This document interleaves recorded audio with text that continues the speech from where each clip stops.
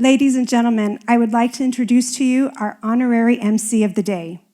Please help me welcome, from NBC 23 News, Chief Meteorologist, Mr. Freddy Vela.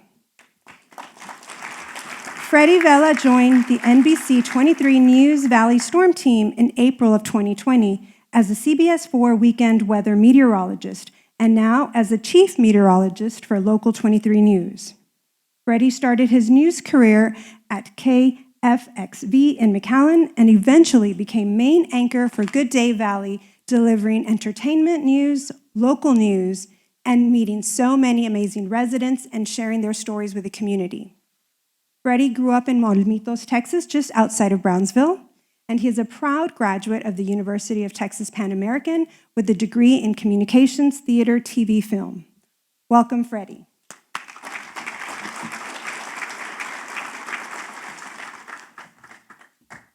Hello, everyone, and good morning. First off, there's one person I would like to thank, and that was Tim Smith, who couldn't be here today because he finally let us other meteorologists do something for a change. You laugh because you know you've seen him at all the events. Being part of the Valley has meant a lot to me as I've grown. I grew up in Olmito. I went to school in Los Fresnos, graduated in Edinburgh at University of Texas Pan American. So I like to call myself a child of the Valley because I've been able to grow throughout the Valley and lived in almost every single city here, from Edinburgh to McAllen, Alamo, now in Harlingen. So it means a lot to be able to come out here and be your MC for the day. So my job will be obviously to introduce a lot of the panelists that will come up, including the moderators, and I'll also keep them on time so I can get you to your lunch earlier. Does that sound good? All right. So our very first panel is the University Leaders Panel, Investing in Educated Human Capital. Now, I'll be reading their bios, and then I'll introduce them and have them come on up. So first off, I'll start with Julian Alvarez. Julian Alvarez III is the Executive Vice President, Director of Community Relations at Lone Star National Bank. He is the principal ambassador for the company, responsible for sharing its vision with local communities, responsible for developing a strategy for building and maintaining programs and activities that will have a positive impact on the community. Julian Alvarez previously served as the commissioner representing labor of the Texas Workforce Commission. Governor Greg Abbott appointed him to the 3-member commission and served from 2017 to 2023.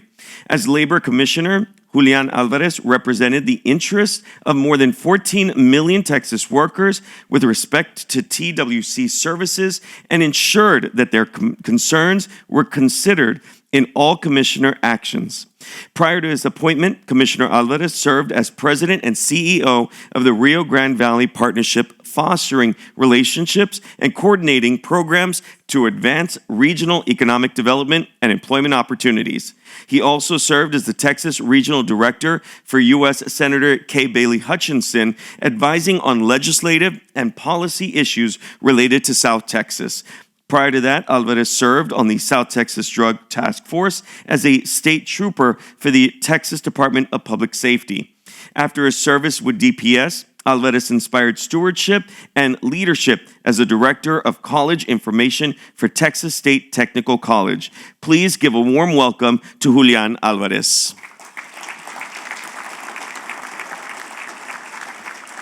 While he makes his way on up, I'll introduce our featured panelists. I'll start with Dr. Guy Bailey, president of the University of Texas, Rio Grande Valley.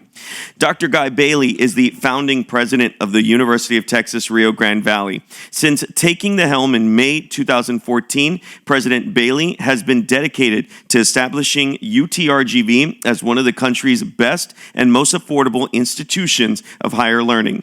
Under his leadership, total enrollment, student retention, research expenditures, and philanthropic gifts to the institution have all increased dramatically. And I'm going to have to make a side note, as well as all of the theater programs as well, Dr. Guy Bailey, because I've gone and seen plenty of theater there. In fall of 2023, UTRGV reached new heights after being named the #1 university in Texas by the prestigious Washington Monthly. That seminal semester culminated in a commencement celebration and the institution surpassing 50,000 graduates since its inception of 2015. Over the years, UTRGV has ranked among the best, if not the best, in Texas and the nation for performance of Pell Grant students, lowest net prices of attendance, social mobility, and growth. In 2019, Bailey was named Border Texan of the Year for his contributions to education and healthcare in the Rio Grande Valley. Prior to UTRGV, Bailey served as president at the University of Texas, Alabama, and Texas Tech University, chancellor of the University of Missouri, Kansas City, and provost and executive vice president of the University of Texas, San Antonio. Bailey obtained his bachelor and master's degree in English from the University of Alabama and a doctorate in English linguistics from the University of Tennessee. Please give a warm welcome to the president of the University of Texas, Rio Grande Valley, Dr. Guy Bailey.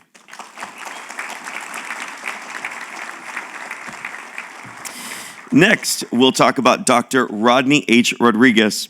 Dr. Rodney H. Rodriguez, currently the Vice President of Institutional Advancement and External Affairs at South Texas College since 2021, boasts a rich and diverse career in education, strategic leadership, and community development.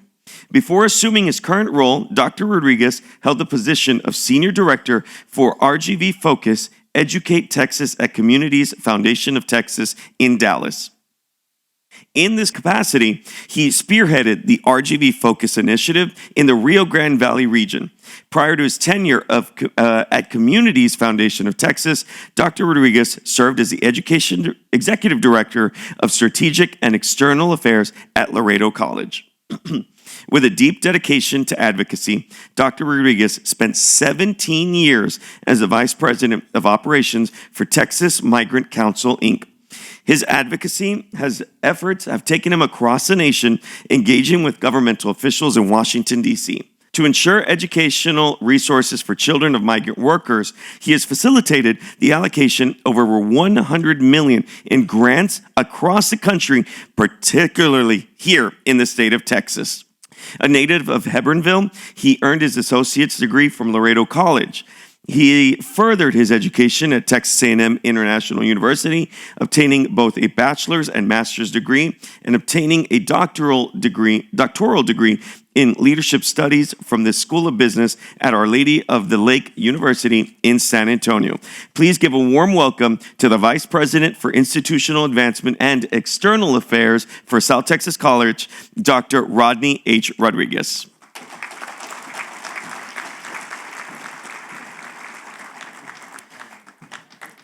Gentlemen, I'd like to remind you that you will have 45 minutes. During this time, think of your questions. Afterwards, we will have a brief 10-minute Q&A. Gentlemen, as we start to end, at about 2 minutes before, I'll stand right up here, and that's your cue to wrap. All right, it's all yours. Thank you very much. Good morning, everyone. And first of all, before we start, I wanted to thank Rebecca and her team for putting this together. It's exciting, a great way, like Roy said, what a great day in McAllen, Texas. As you noticed, we did have another panelist. Unfortunately, he couldn't be here today. Unforeseen circumstances took place, but he wishes he was here, and we're still going to be making reference to the Aggies as well today.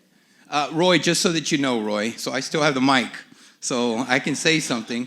And I'll tell you about a story about Roy right before we finish. Roy's the only guy that ever laughs at me when they always introduce me as an ex-DPS trooper. But, you know, because I'm only 5'4", but I tell people from the knees down I'm a dangerous cat. So just remember that. So, again, I'm being honored today, and I have the honor of doing a panel and moderating two great gentlemen here that I've worked with for many years. We have somebody here representing the university systems, and, of course, we have a gentleman here that's representing the community colleges. As the ex-Texas Workforce Commissioner, we were very engaged in not only what was happening in the Rio Grande Valley, but throughout the state and the country. So we're very grateful that we have two of the best institutions of higher ed with us here in McAllen today. So I'm going to go ahead and start. So I just wanted to go ahead and start. These are very softball questions that we have developed.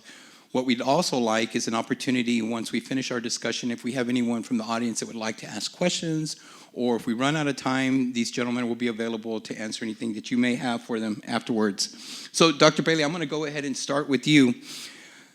So when we reference universities, we also talk about colleges because they're both higher ed. Let me ask you, how have colleges and universities aligned their programs with the needs of local industry? We have Mr. Spalmer here. We have a lot of industries here with us today. How has higher ed changed, and have you been listening to the needs of industry? I think absolutely. If you'll notice the new programs we've added, almost all in either healthcare or engineering. The engineering is mostly manufacturing engineering, materials, and things like that. So those are needs in the Valley. Healthcare needs are enormous, not just for physicians, but physician assistants. We'll be adding a degree in physical therapy soon. All of those things. We have a doctorate in psychology and clinical psychology. And so all of those are workforce needs that will help the Valley in many ways. So everything we've added has really been geared toward that, everything we do, really. Rodney, would you like to add to that? I mean, tell me what South Texas College is doing to address the needs of employers. Of course. Good morning, everyone. Thank you for having us on the panel this morning. You know, one of the things that we're very fortunate to do at South Texas College is to really hear our industry, our workforce industry here in the region, and pivot if we need with customized training. We work very closely with our hospitals, with manufacturing, with the business sector to find out what are those needs in the region, not only in Hidalgo and Starr County, but the region as a whole. And we work very closely with the Workforce Commission, the Workforce Solutions individuals, to be able to foster not only resources, but to develop individual training programs. Like Dr. Bailey was saying, in healthcare, that's one of our biggest expansions that we've been working on. One of the things that we find challenging, though, is trying to find qualified instructors to be able to teach these critical medical programs, but we're doing our best to expand that. Today, just as we're speaking, we're graduating 3,200 students from South Texas College today and tomorrow, and that just shows how many individuals are going into the workforce. And we're very happy that we're expanding these, not only through our partnerships with universities and the colleges in the region, but as a whole with industry. We also have advisory panels that we bring in business leaders to be able to give us what are the needs of the region, and we try to foster and maintain that collaboration with industry. Yeah, that's amazing. I mean, if you think about it, ladies and gentlemen, think of the number of students that are actually graduating from high school. They're going to receive a college degree before they even receive their high school diploma. That's amazing that all that's taking place here in McAllen and the South Texas region. So thank both of you for accomplishing that. So Dr. Bailey, you know, the way higher ed in the past has been, it's always been four-year degree. It's always been, you know, to be successful, you got to be a doctor, a lawyer. Nothing wrong with that. Don't want any of the lawyers to get after me. But we understand the need for all of those. But one of the things that I've noticed is you all have taken a really strong interest in some of the skilled trades, and you're working closely with South Texas College. Can you expand a little bit on that? Yeah, that's exactly right. Remember, engineers plan things, but you have to have welders. You have to have people in all the trades to do that. And so we complement each other very nicely there. And by the way, we need those 3,200 graduates. A lot of them will come to us, and so you know there's a seamless pipeline, seamless transition. We have articulation agreements. We have joint admission agreements, and so if you're admitted to us, you can be admitted to them, all you know, with one process. And so those things are very important. But you're exactly right. I mean, you have to have people at all levels to. So, for example, one of the things we're looking at are windmill repairs, and this is a manufacturing kind of thing. It's something our engineers do. Rail safety is another thing that we do a lot of in engineering. You know, engineers don't run road. Well, they do have engineers on trains, but it's not the same thing, right? And so you need both to get a workforce, to get an adequate workforce. Yeah, and that's what's going to make us successful when we can identify that we're going to need our partner to be successful. That's right. And you certainly have made education very affordable. I mean, some of the initiatives that you've rolled out, can you expand a little bit about that? Yeah, in fact, I'd be delighted to. 86% of our students pay no tuition or mandatory fees, of our undergraduate students. So if you're an undergraduate and you go to UTRGV, it's very unlikely that you will pay tuition or mandatory fees. And we've worked very hard to generate a financial model that does that. And so that's very important to us. If you have a family income of $125,000 or less, you're a full-time student, you're a Texas resident. You got to be a Texas resident, right? You pay no, and you got to be in good standing. You can't be, failing all your courses, right? But you pay no tuition or mandatory fees. The key part of that's mandatory fees. If you've had a child in college, you know that the fees are just as much as the tuition often. And so we do both of those things. What that really means, I just saw a return on investment for all of the universities in Texas. And we're in a league by ourselves there. And if 5 years out, you'll be earning 900% of what you paid in tuition. 10 years out, you'll be earning 1,100%. Nobody else is within half of that in the state. And it all comes from the financial model where the vast majority of our students pay no tuition and fees. Again, if you think about the Valley, think about how important that is. That's why we have 50,000 graduates. And if we continue that, it will make a massive difference in the education level of the workforce of the Valley, in the industry we're able to attract here, and in the quality of life. So we're very proud of that. That's excellent. Rodney, would you like to expand on that? Yes, of course. And Dr. Bailey, congratulations to UTRGV and everything that y'all are doing in that area. But I did want to talk about our collaboration efforts, right? How we work very well, not only with UTRGV, but unfortunately, Mr. Vela's not here today, but with Texas A&M, we've been able to work through their engineering program because we have a need in engineering here. And we have a dual enrollment articulation where our students are able to go to South Texas College for the first 2 years and then automatically transfer to Texas A&M through their engineering program. And it's a seamless transition. And so that's something that we're really, really proud of in working with Texas A&M as well.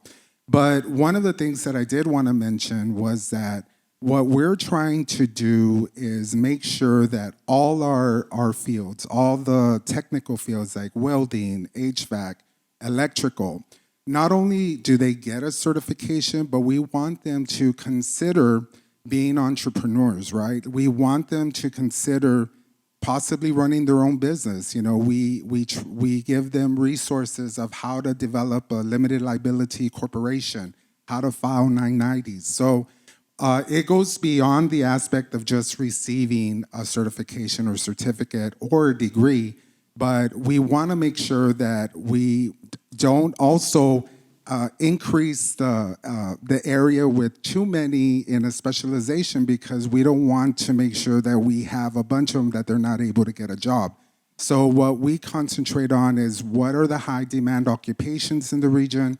How do we make sure that when they graduate, they're going to have an employment opportunity, a career really. We want them to have careers.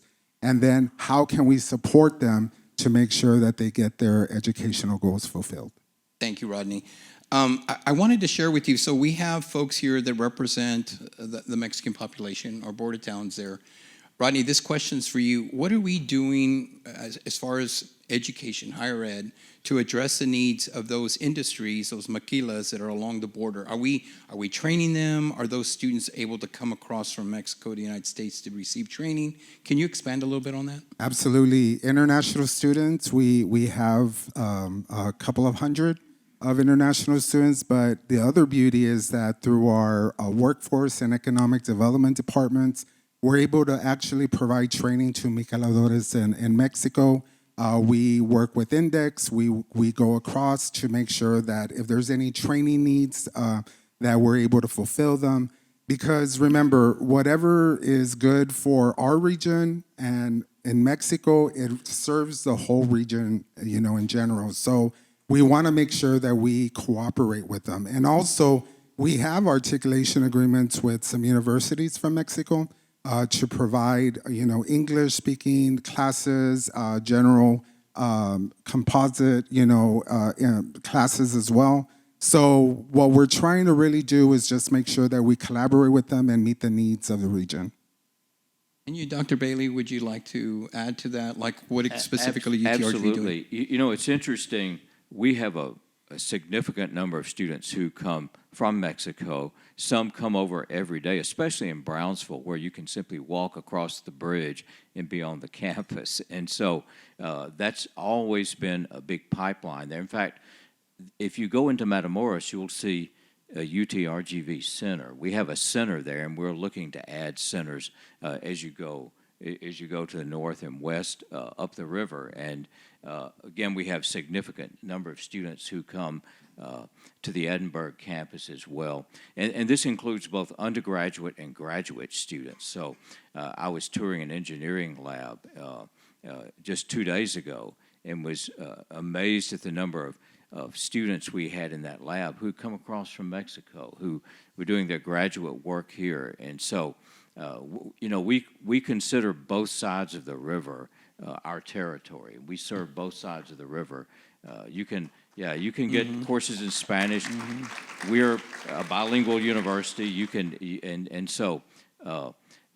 Again, that side of the river, the other side of the river is just as important to us too, because what happens over there, as you know, affects everything that happens on this side of the border as well. So they're our students too, and we love having them come over.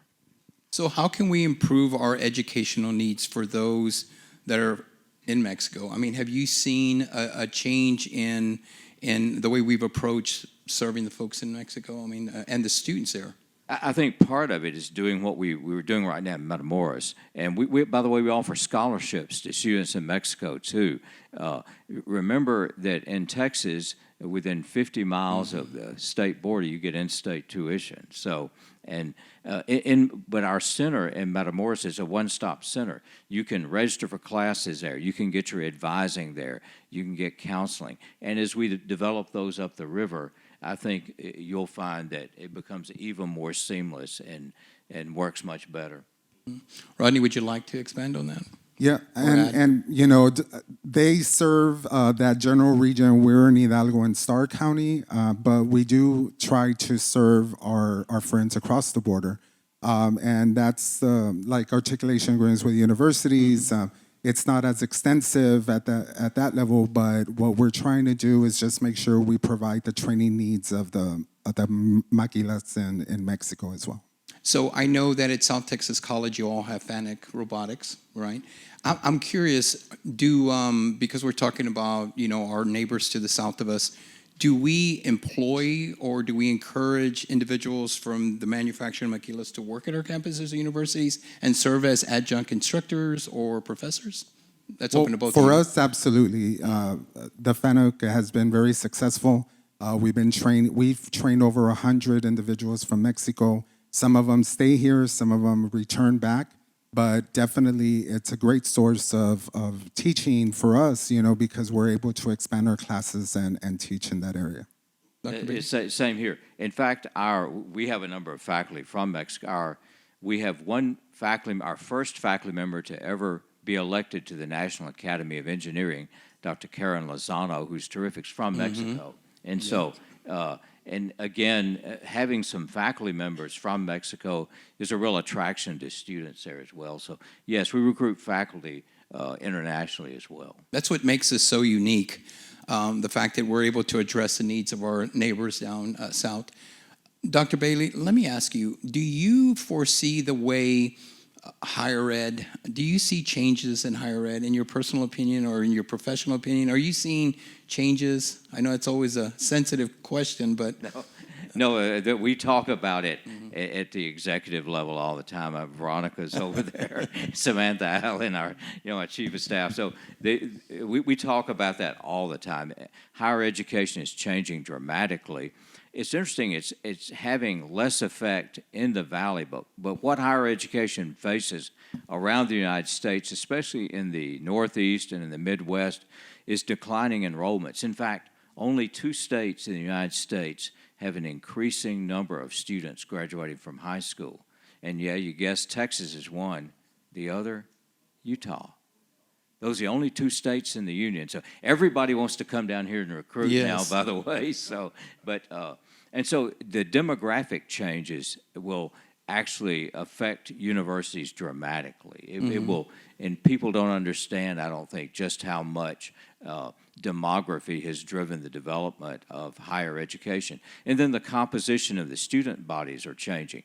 We're well positioned there. You know, our undergraduate student body is about 94% Latino, and our overall student body, 91% or so. We're what the rest of the country is going to be. And if those Pell Grant, we're very successful with Pell Grant students, first-generation students. That's why we rank so highly. And the rest of the country is going to have to adapt to that and adopt some of the things we're doing, we think, to be successful in the future. So, yeah, it is changing dramatically. The good news for us is that we think we're on the cutting edge of it. So. And you are. Congratulations to you, Dr. Bailey. Rodney, would you like to expand on that? Yeah, same here. We went through an enrollment decline pre-COVID. That really affected us. We stand now back at post-COVID. We're around 30,000 students enrolled. So we're very happy about that. But we see that across the nation, as Dr. Bailey was mentioning, the enrollment declines in other areas have been very, very bad, So we're very fortunate that we have a very great youth workforce and student population here that we're able to train and have them enrolled. Secondly, what I did want to mention was that, as you all know, South Texas College serves Hidalgo and Starr County primarily. However, what we try to do is collaborate with all the educational institutions in the Valley. We have 5 bachelor programs. We have over 130 program in certificates and certifications. And what we're really trying to do is just make sure that we meet the needs of the students. They got really used to doing everything online, right? These are non-traditional students that don't want to have to drive, go to class. They want things that are a little easier, and so we've had to pivot. We've had to pivot to meet the demands of our students as well. And so I think that's a very important thing to make sure we do. You brought up a good point, and so it's no secret. You can tell that in South Texas, or even during COVID, this great state of ours was able to bring in over 70 companies from all over, not only the country, but the world. And so you had companies like Bechtel and Exxon, and of course, we've all heard of Amazon and SpaceX, and you all have facilitated the workforce needs. McAllen and this metropolitan area, the unemployment rate is not even 5%. That's amazing, where before, and I get this from your economist, great data that he provides us. Yeah, he does a great job. He does a great job. And so we're very fortunate because you all have been meeting and you've had these continued discussions with industry. And not too many people do that, Dr. Bailey. If it's one thing I hear from folks that represent this great area is the fact that you're always there. Your team has always been there to listen to them.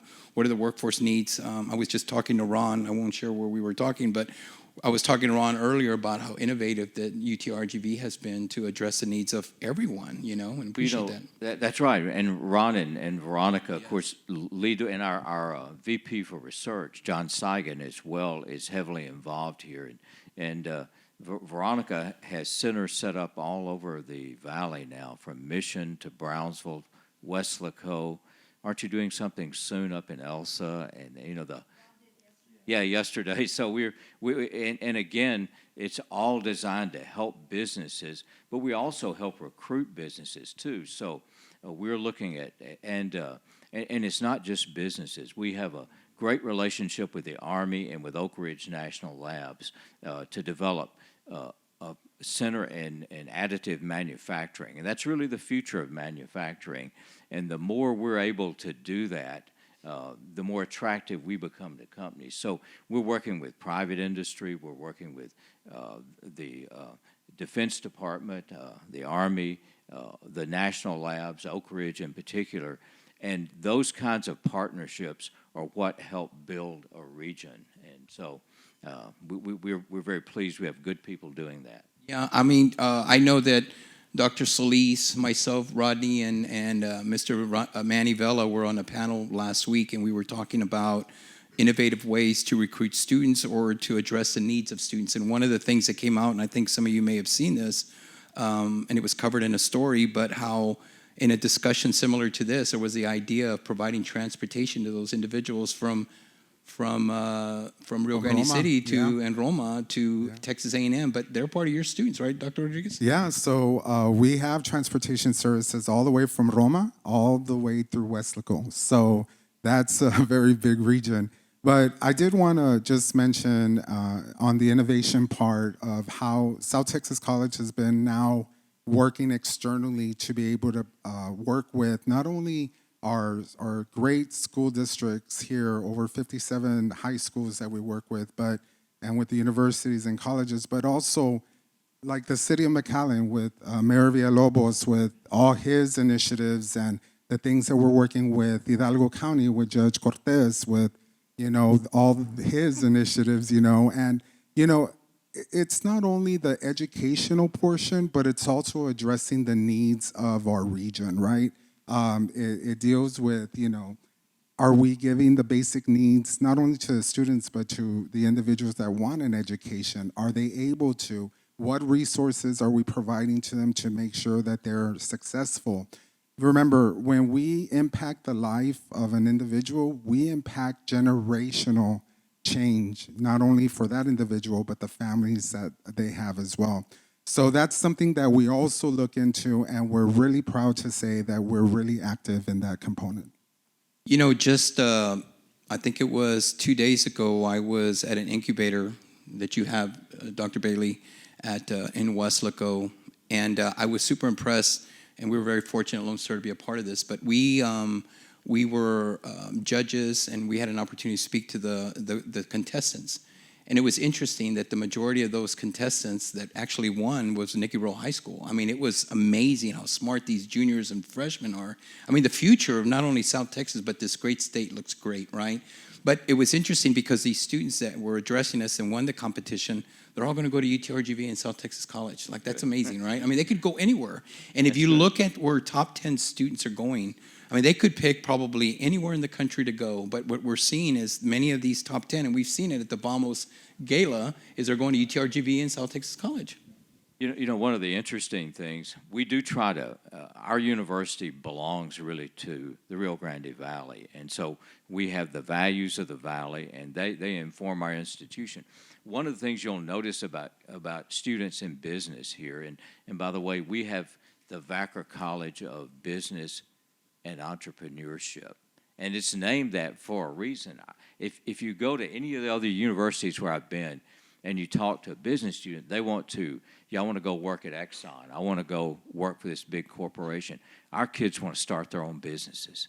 Over and over, you hear kids say, and that differentiates them from anybody I've ever been around in the country. And that speaks very well for the future of the region. So, and that's why we have a college of business and entrepreneurship, because we know that our kids are they're not just going to work for people, they're going to start their own business. They'll be the innovators of the future. Yes, Dr. Rodriguez, I mean, you're aware of this. We were in an event yesterday with Vida where some of the top students, not only high school students that needed that extra assistance, right, through the Vida Foundation or group, but that Tony Gitt is a chairman of, I just wanted to point that out. I mean, we were very fortunate. Many of those students are going to continue their education. Some of them were had already graduated from South Texas College, but yesterday I met a student who was from Rio Grande City that was graduating as an engineer, and his graduation's coming up. So it's amazing what we're doing together. Absolutely. Pathways through educational attainment is very essential. Just because, our students get an associate's doesn't mean that they're not going to continue to get a BA. We encourage them to do so. We want them to get a master's and doctorate. But if they choose to want to be entrepreneurs and open their own business, then we encourage that as well.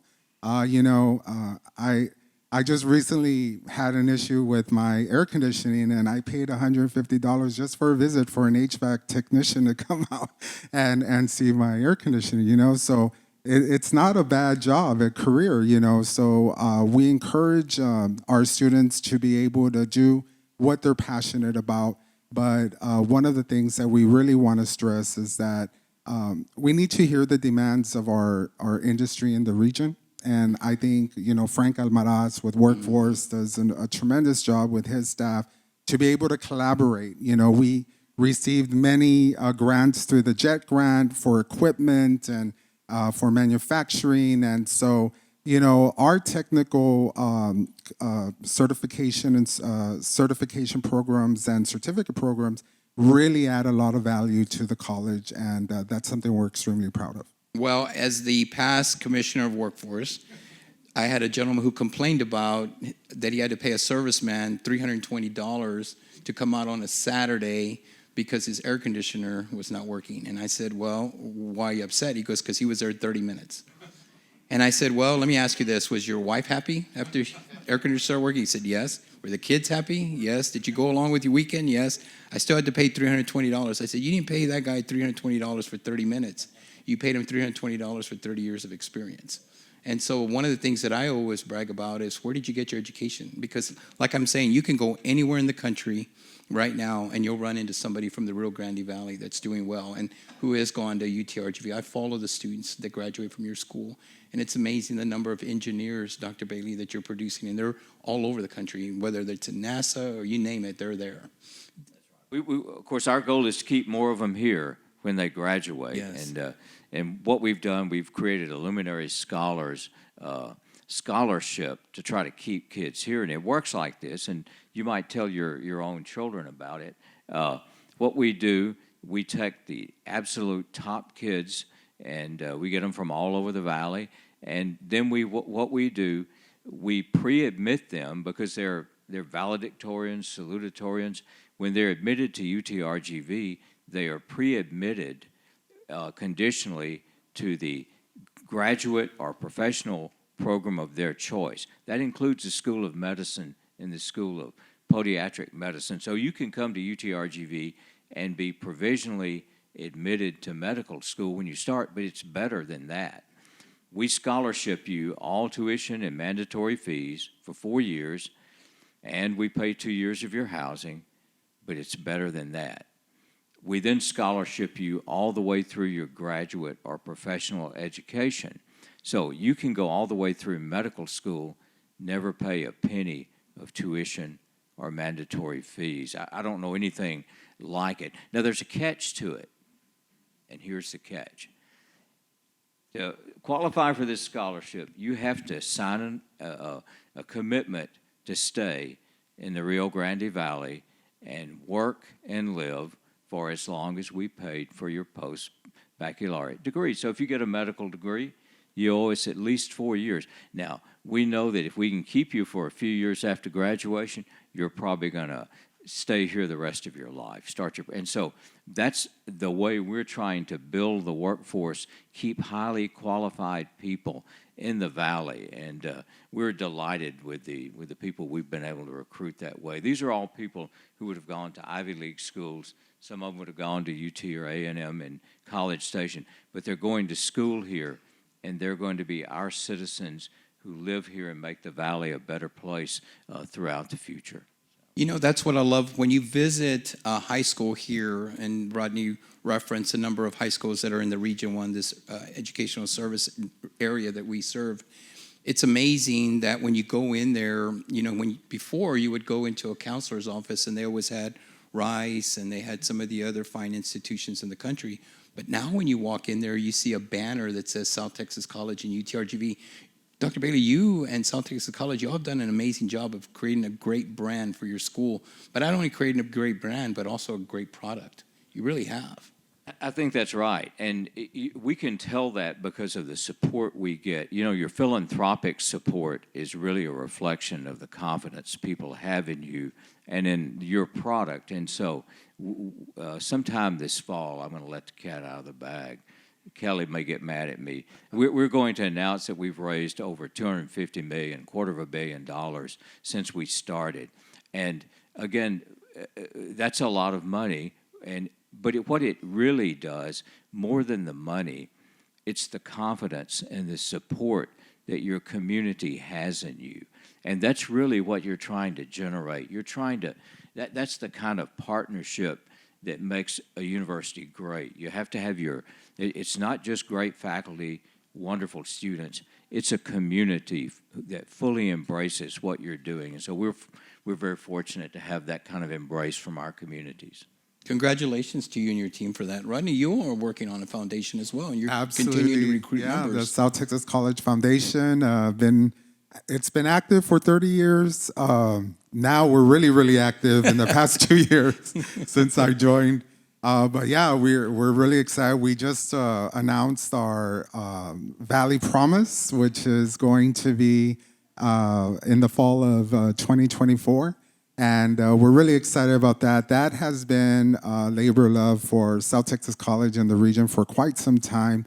In my past experience with Community Foundation of Texas, I had the fortunate opportunity to work with the Bill and Melinda Gates Foundation, the Meadows Foundation, all these great philanthropic organizations. And we were able to connect them with us at South Texas College to provide funding for this Promise initiative. And we're very grateful, actually, to Greater Texas Foundation and RESTEF regionally because they matched the donation. And so we're happy to announce that in fall 2024, all the seniors that are pledging will have tuition-free education for 2 years at South Texas College. So we're really excited about that. Yeah, it's amazing. Yeah. I think, and I'm glad that Rebecca has us on a platform like this, because lots of times, you know, we're able to share the successes, and we're not bragging if it's the truth, right? We're not bragging if it's the truth. And so it's amazing of all the great things that are happening here in our backyard. You know, it wouldn't be possible if we didn't have a strong educational foundation, and whether it's in the universities or with the colleges. I mean, like we referenced earlier, look at the companies that have come down here. I mean, I always share with folks, how many Tesla service centers are there in the state of Texas? And we have one in Brownsville. I mean, it's amazing that we have one there. And then one day, Rebecca may be asking us, hey, can we take a break because we're about to see a space launch? You know what? You know, we're having this event. So it's amazing on some of the things that are happening. We're very fortunate to have both of you here. And thank you for addressing the needs of those kids. You know, sometimes kids don't, when I talk about higher ed, and Manny Vela and I always agree on this, but anything after high school is considered higher ed, and we really appreciate everything that you guys have both done. You know, many kids nowadays are a little confused on where they want to go, but you guys have done a really good job of providing counseling services to the high schools. I always share with folks that, you know, when you listen to kids, they'll tell you, you know, I want to work from the convenience of a Starbucks. I want to go to work in jeans, a T-shirt, and my hat backwards. I want to make 6 figures, right, on top of that. But the other thing is they want to live with their parents the rest of their lives. So be ready for that, you know. So before we close and we ask for any questions from the floor, Dr. Bailey, is there anything else besides what you just shared with us that you'd like to talk about you're doing innovative? Well, the one thing I want to do is I want to thank all of the communities, especially the City of McAllen. My commissioner's sitting right over there. They've been very supportive of us. And we have the McAllen and Independent School District and UTRGV High School. You can drive on Pecan there and see it. Will open up very soon. Cancer and Surgery Center, they've been very supportive. But it goes beyond, and Quinta Mazatlan is a partnership. That's going to be a remarkable project when that's finished, and we're delighted to be partners there. The city also supports us in some other ways. We have a wonderful internship program. We put students in every Valley legislator's office, and so Veronica runs that program. It's really a successful program. Legislators love it. The City of McAllen helped support that from his State of the City funds that he raised there. the mayor gave us $5,000 to support that, and that'll help support living in Austin's expensive. And so, as many of you know, so that will help support our students there. And so we really appreciate the partnerships that we have with local government here, the cities and the counties. They're great to work with. Yeah, when you would see them roam the Capitol and Veronica was with them, it was really cool to see UTRGV students working as interns. That was really cool. Rodney, is there anything that you'd like to share with the audience that maybe is going to come up in the future or any future plans? I mean, without getting in trouble, can you share that? Well, absolutely. Well, I don't know. Dr. Solis is probably going to get mad at me. But because of the success of the Valley Promise program, we're also going to be announcing, and I'm sure. Well, share with But everybody I'll what the go ahead and Promise do program. it. Well, but we're going to have an adult promise program that's going to meet the needs of our adult population. So that'll be from 24 through whatever, like 78. I don't know. But that's going to also resemble the Valley Promise. So we're really excited about that. But if I may, Dr. Bailey's correct. We want to thank our partners, like RGV Partnership. I see them represented here, Vida, Vamos. These are incredible organizations that support education, not only students, but the adult population, because believe it or not, we have a huge amount of adult learners that are trying to get their GED to go into higher ed. And so we want to make sure that we acknowledge them because they're really the foundation of helping us reach out to those individuals in rural areas, in remote areas, and try to get them to come back and get their education. So thank you to all our partners, and we can't express how much we appreciate you. Thank you. So, again, I also want to thank the City of McAllen for all they've done. We were recently at a robotics competition. The Texas Workforce Commission actually would sponsor that through K through 12. And if you're familiar with that, your high school students are participating in that. And what I thought was interesting was the competition took place in Mission. But the top three teams, it was interesting because the top three teams, two of them were from La Jolla and one was from McAllen. And they represented this great region of ours, and they actually did really well in Belton. So congratulations to our high school students from McAllen and La Jolla School District. So we did leave a little time for some questions. Does anybody have any questions? Maybe a time for one? We have a microphone, or if you could, we have a question over here. It's right over there. Not so much a question, but a comment. Robert Vale, Star Camargo Bridge, Rio Grande City. Yesterday, we attended an event for the Retired Teachers Association where they give scholarships to high school graduates who want to pursue a career in teaching. It's also part of my grandmother, who was Miriam Vale. She was an educator in Rio Grande City. But what was interesting, what you were talking about, the collaboration between UTRGV and SDC, about half of those students are in that program. And one of them, we gave a scholarship to a UTRGV graduate to help her with her startup of her career, outside of that. I know we are doing stuff to help provide scholarships, but with all the people here, I'm just curious, maybe by a show of hands, like how many other industries are also providing the same thing, and I don't think they get that recognition. And I just, maybe by a raise of hands or a show of hands, are there any other companies here that are providing scholarships? I have to speak for my wife here, L&F, the STAR scholarships. I think they've given about $40 million over the last 20 years. And so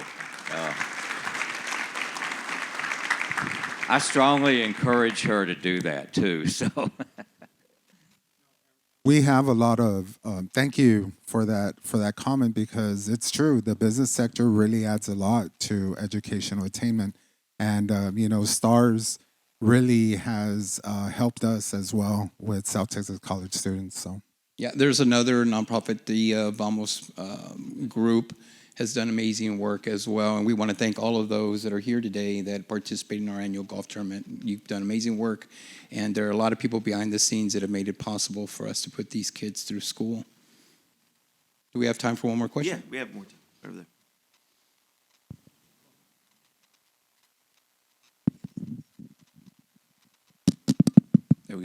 I'm a former educator. My question is on AI. Can you speak on how UTR, GV, and STC are responding to the rise of AI in terms of teaching our students new skill sets, reducing redundancies in our regional workforce, and future-proofing your academic programs? Yeah, well, that's a great question. Artificial intelligence has really, come about really promptly with us. And what we're doing is we're trying to make sure that it's used as a resource, not a deterrent for education. And so with our teaching staff, what we're trying to do is just make sure that it's used in a way that will aid the student, but also, not shy away from it. We know that technology is evolving and it's going to be different a year from now, but we're very supportive in making sure that our teaching staff, our students are using artificial intelligence in the way that will benefit them without us, trying to deter the use of it. So.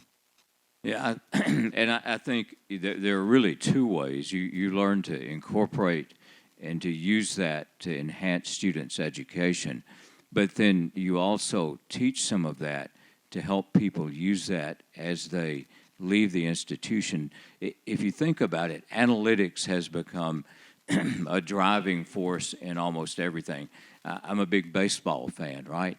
Baseball, now all the launch angles. When you read about all of the analytics, used to be batting average and ERA, not so much. They have expected batting averages and launch angles and all of this.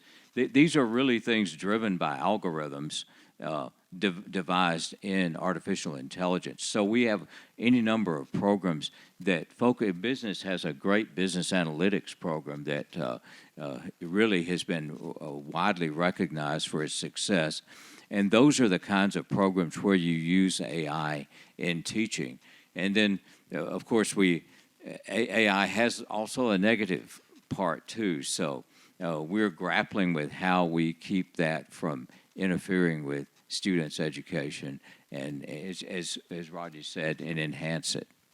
And that's a great question. If you're not familiar, you as a former educator know this, that the schools nowadays, as a result of legislation that occurred under Senator Hinojosa, which moved the JET funding, Jobs Education for Texans, that's actual equipment that's actually in the hands of high school students and colleges. I know for a fact that South Texas has received numerous grants as a result of the AI initiative. And so you now, during the pandemic, South Texas was the first region in the country that received, or in the state that received funding for artificial intelligence welding. I mean, literally, you could do welding from the convenience of your house where the instructor was watching what you were doing from his classroom, but the students were at home as long as they had broadband or internet connectivity.